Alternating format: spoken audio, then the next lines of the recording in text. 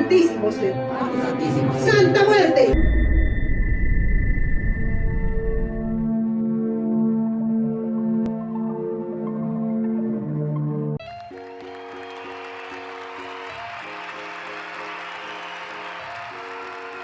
All right, guys, we're back. Play it forward. We are here today with Chica Barbosa, filmmaker, writer, director of 𝘍𝘓𝘈𝘈, translates to the boning lady. Chica, thanks for being on the show. Thank you so much for having me. Excited to be here talking about this film with you. It's very nice of you to say. I appreciate it. We're happy to have you. It's a really cool film, and I'm excited to talk about it as well because it is certainly something a lot of us haven't seen before. I haven't seen it before. It's not totally out of the realm of, my scope of worldview, but it certainly can be for a lot of people. Mhm. And, we're going to dive into it. Before we do, can you set up the audience to share a little bit about yourself and the story of the movie?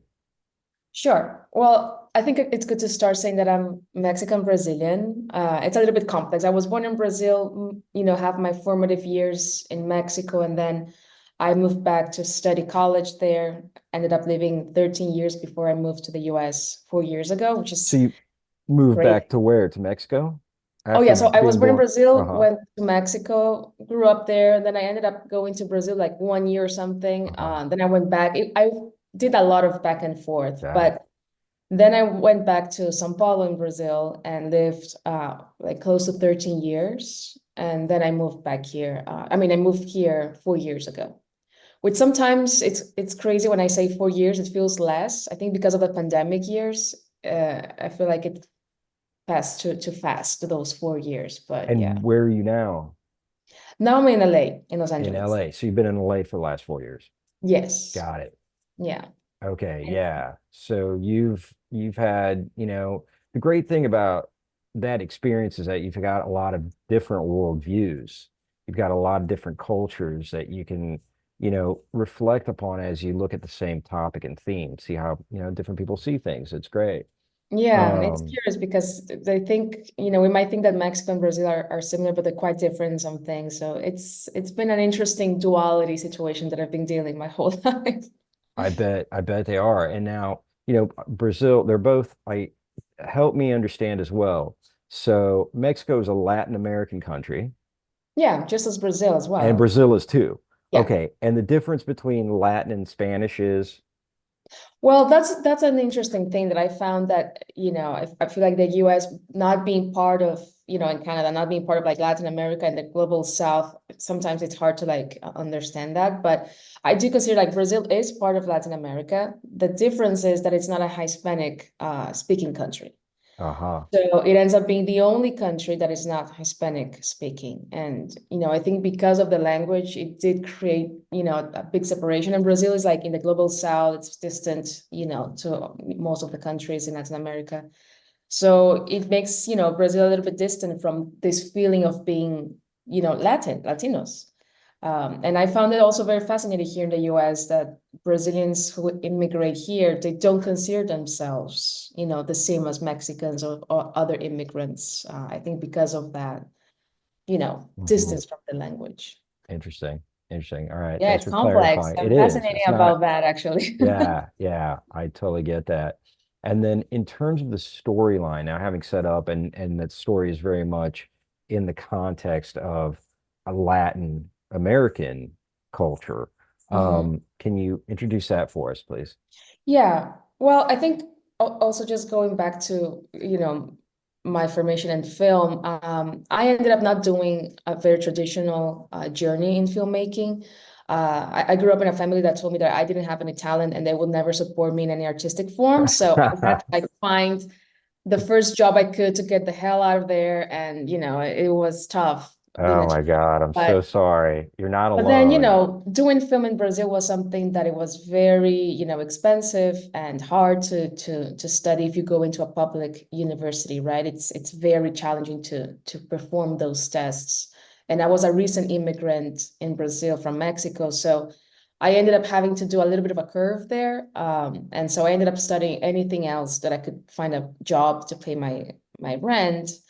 But then I found other people in the same situation as me in my first year of college, and we decided to make a film collective between us to understand why we wanted to make film in such hard conditions and So cool. understand what kind of films we wanted to do and to whom and why, because we did have an understanding that was a very elitist, environment, and we wouldn't be able to support that. So what was the alternative for us? And it was very interesting because I ended up studying cinema in a collective way and bringing the community in. So we did this cine club in a very interesting street in São Paulo. We would open it to the public, to whoever wanted to come. And we screened films and we studied them and we talked with the community about them. And in that way, we understand the impact of films to the community, to an audience. So So it cool. was a very interesting way of learning why I wanted to make films, and not from someone's perspective, but our own in a collective way. So that was kind of like the way that I ended up going into this. And what did you come to? What was your why? My why was honestly, and now I understand this better, is like I have a very pessimist view of the world, and making films bring a little bit of empathy to like make me go on. That's awesome. Basically, I think Beautiful. it's those pursuits of freedom, it's those pursuits of hope, and Yeah. even if they're contradictory, or I ended up not answering a question, I feel like that still it's a push to like find a little bit more empathy in this world. Hell Yeah. yeah. Especially doing films in São Paulo, which was so hard, but then I was doing, being Mexican, I was always very fascinating about portraits of death in rituals and in faith. And so I was doing a research for years in Mexico, just going back to the Day of the Dead. And I think it was a way of also reconnecting back to my identity, understanding that I was both Brazilian and Mexican. And through those years of research, I ended up going once with my partner who directed the film with me, 𝘍𝘓𝘈𝘈. And he was very stunned by this figure of the Santa Muerte, of the same death in a market that we went in Mexico City. And for me, it was something very common. Like I had that image in my imaginary growing up, but I always knew it was something that people would not talk about. It was a clandestine movement, back then, like 20 years ago or something. And I know that people were afraid of it, and the church condemns it completely since forever. So it was something related to devil, so something devilish, so something bad. You wouldn't talk about Santa Muerte because it's something bad. But I always had fascination about, portraits of faith, non-canonic expressions, because I think religion has shown us that it was built to control as a way of control mass. And I think we need to question it because I think also the reality of our world is very much based on that, of how religion took power. So I'm very interested in just deciphering our preconceptions of faith and religion, really. And so I thought going through that path through Santa Muerte was maybe a more interesting way of just continue that research. And then my partner was living in New York back then. And he just researched like, oh, I'm going to keep researching, see if there's something I can find here. And then by Googling something, he found Areli, because she was in this article about someone who had a personal shrine in her house. And then he contacted her, went there and said like, hey, do you want to have a coffee? And like, just talk more. And they ended up connecting. And he started going to the weekly masses at her So house. far He out. started like knowing the people around. And once he took the camera, took some pictures, and next time he started like recording just to like, and people were like very comfortable with him. He's a very weird guy in terms of like, tall, Mexicans are usually shorter. So it's curious how they felt comfortable with him anyways. And then when I came over, I think when you're Mexican and you meet Mexicans in another country, it's just like very easy to connect. I feel like there's Right. something just that goes. Sure. So me and Areli, we also ended up meeting and connecting very well. And there's just something very familiar from me or to me when I go to this, community gatherings, because it's just part of my, upbringing. And I mean, we heard her story, we get to know a little bit more about her, and we thought it was just like a very fantastic character and a very unique story and a perspective that wasn't shown, you know, wherever you see it, films about saying death or something more to this religious community, it's always something portrayed in a very, you know, negative way. And I think there was at that time this series, Breaking Bad, I think they made this episode that they opened it with something like a mass from to saying death. And it was all like the drug dealers and, you know, a very like negative environment. And that's how people start to know a little bit more about that. But then again, this is, you know, mainstream media showing you a very one point perspective of things. So we were interesting about if we're doing a film about this, was showing what it's really about, you know, a different perspective of this community and this religious movement. But it was really based on the experience of that character of Areli, the main character of the film. And she does this amazing celebration yearly, this like very huge Mexican party in Queens, New York. And we thought that was enough just to like show that little part of her life, just how that meant to her and what that meant to the community around her. But then again, when we knew about her story, the way that she would tell us, you know, the things that she went through, the challenges, you know, being a transgender Mexican immigrant woman in New York could not be any easy.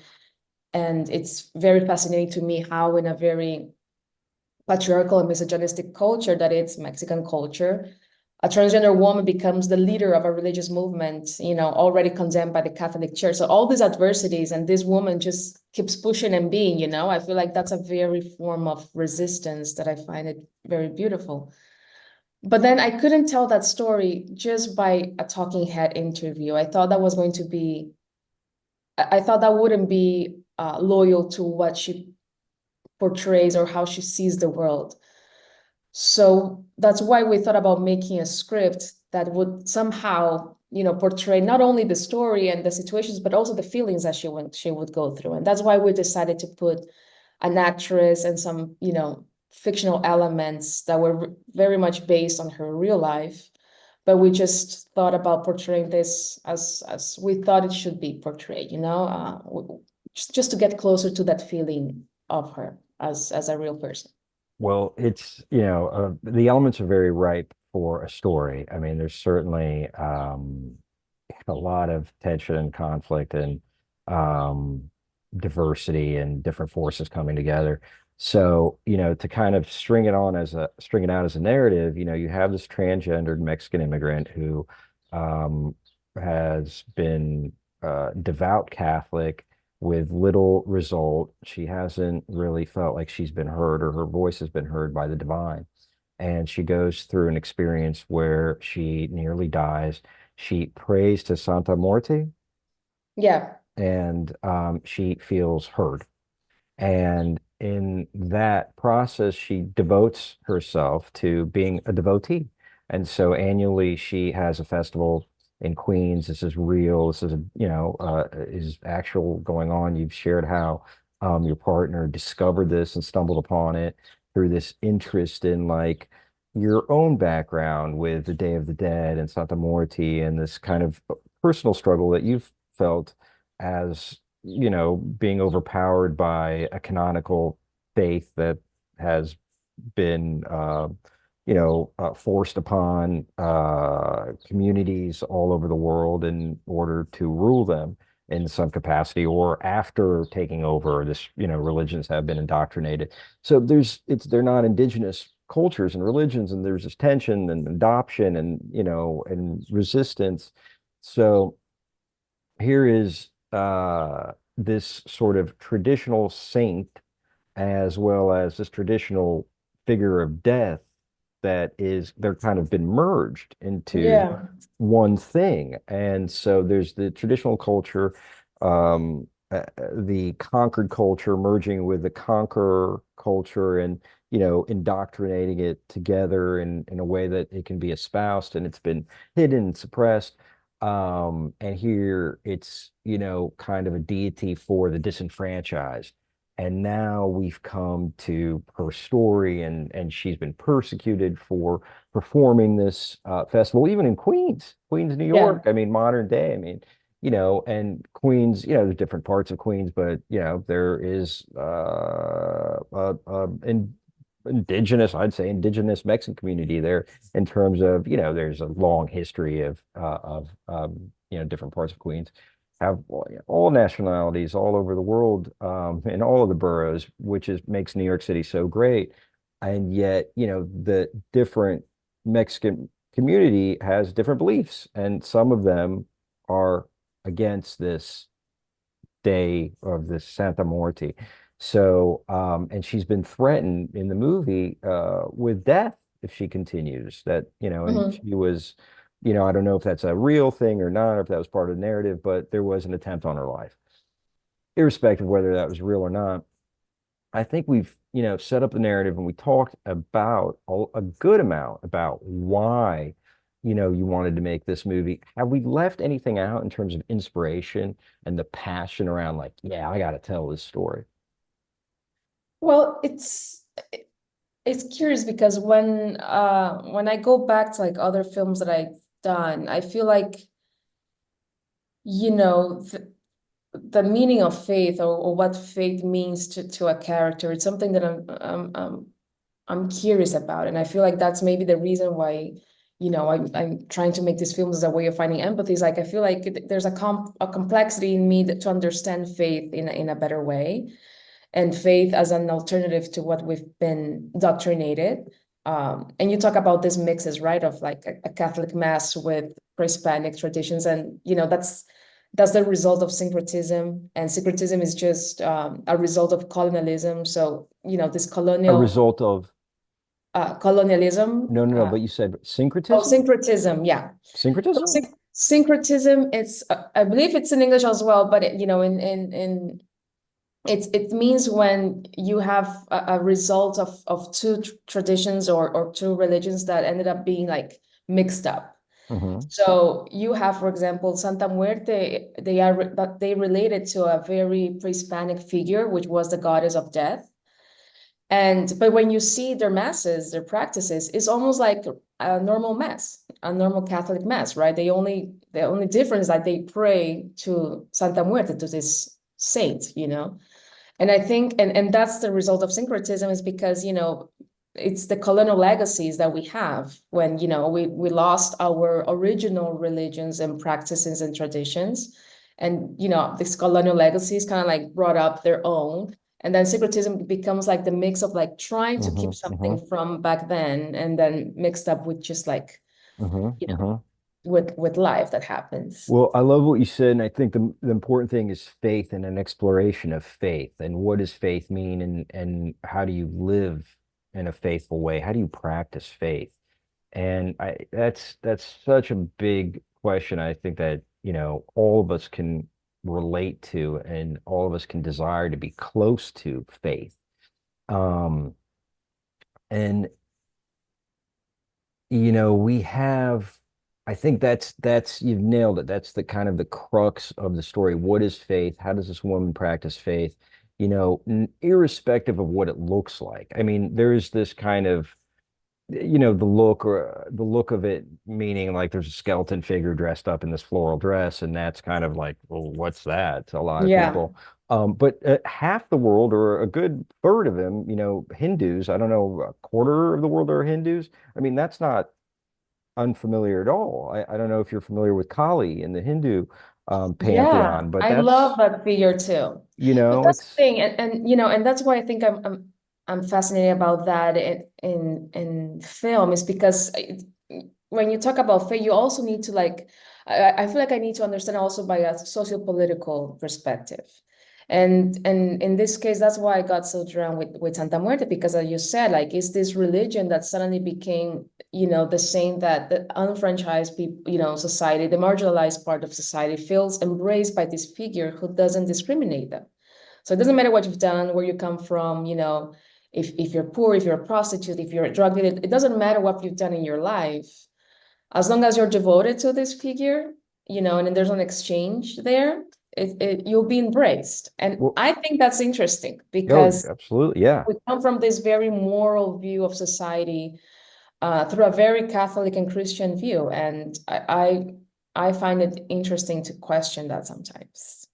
Totally. And I think what, the common ground is, I'm always seeking to go understand what is the common ground that's the universal. What's the universal kind of principle in what we are exploring as artists? And so to me, it's like whatever you're connected to visually, that is the form. That is the form of some expression. But that form is crossing into the formless feeling that is connection and embrace. I mean, those are the words that you're talking about, right? The connection and embrace. So whether we, dress God up in long hair and a beard or as, a skull and crossbones, the the connection and the embrace and the safety and the love, right, is Yeah. what it comes down to. The identification with the formless. So, you know, what is your takeaway in terms of the nature of the universality of these principles of faith that you were exploring? Well, I think it's very much about, questioning what, preconceptions of faith and religion, really. Because as you said, we have in this film this saint of a skeleton dressed in almost like a quinceañera dress. And for me, as form and content are very much related, right? But when you see that figure, you understand very much a lot about its origin and, a figure of death. It's a female figure to them, right? We're talking about death as a woman, as a mother. It's for me, it's very interesting that point of view. It's something, and these people who are devoted to Santa Muerte, they believe in God. They pray to God as well. It's just this other deity that represents this acceptance. And I think that's a very, social political aspect to understand this religion. And, it's a religion that's been growing a lot in the last decades. And, there's a reason for it because the society has become more and more, marginalized in a way. Well, it's certainly an interesting point. I mean, I think, if we, so there's sort of the kind of espousal or the growth of the movement. But to me, I think what's fundamental is the idea of what is creation and what is destruction. Mm-hmm. And, a takeaway that I had is that destruction is the other side of creation and not in the sense of the other side of the coin. It's not the opposite. It's just the other end of the continuum, right? Yeah. It's the continuum. And so, like, plants come from the soil that is the mineral of death, contains all of the elements that nurture the plants.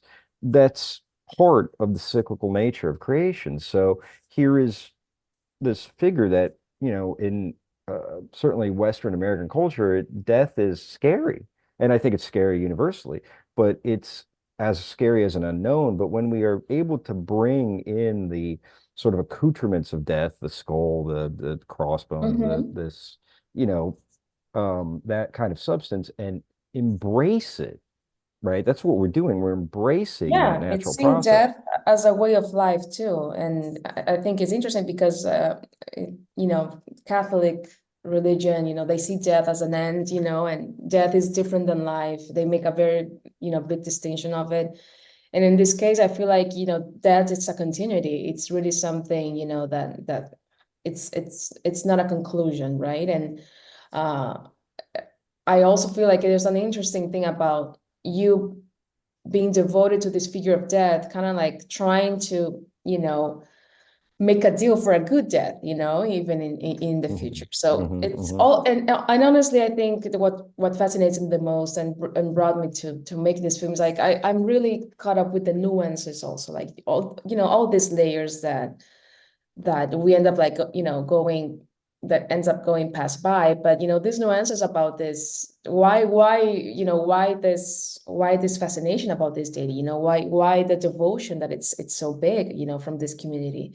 And I think those nuances, those questions are things that are, end up being uh portrayed in a very subjective way, but I feel like that's, that's the reason of doing films, is like putting there what doesn't need to be answered. You can answer by yourself, or maybe it's just a question that needs to be raised up.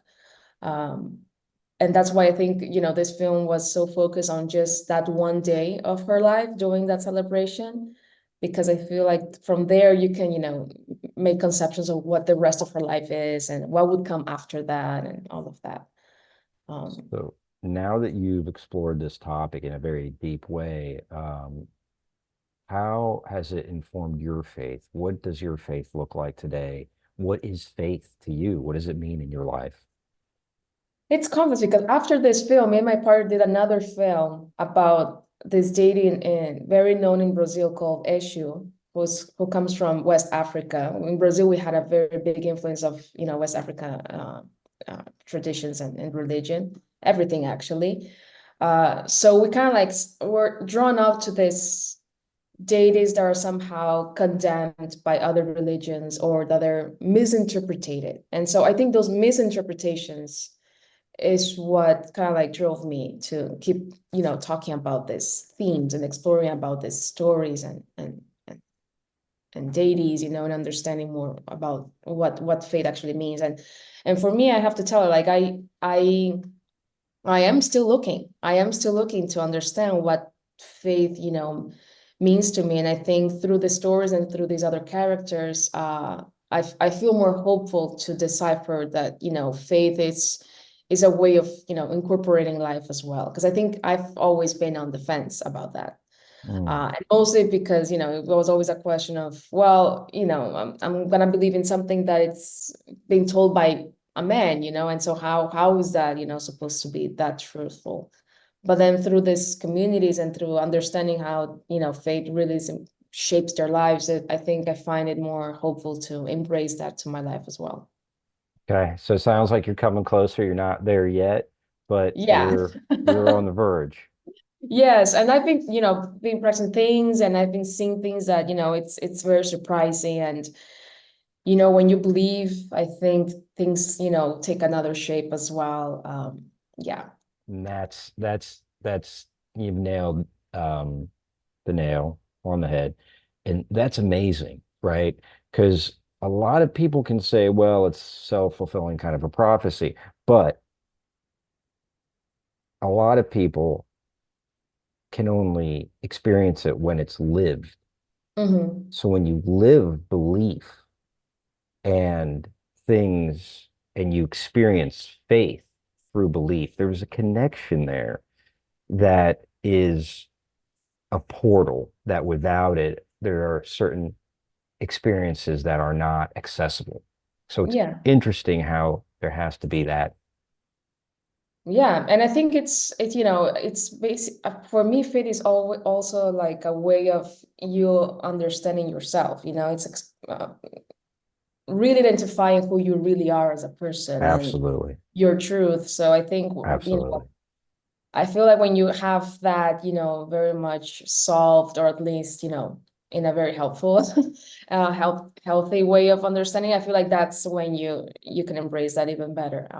But yeah, it's a journey, and I'm excited to keep exploring it. That's awesome. Keep going. It's a journey. Enjoy Yeah. the ride. Filmmaker, writer, director, Chica Barbosa. The film is 𝘍𝘓𝘈𝘈𝘈, The Bony Lady. You're nominated by 𝘍𝘓𝘈𝘈𝘈. Thank you so much for being on the show. It was a pleasure. Thank you, Costa. Thank you, Luisa, for the nomination. Yeah, hope to talk to you soon. We'll talk to you later. Keep us posted on your future projects. Piff, everybody, we're out. Pay it Bye. forward. Bye.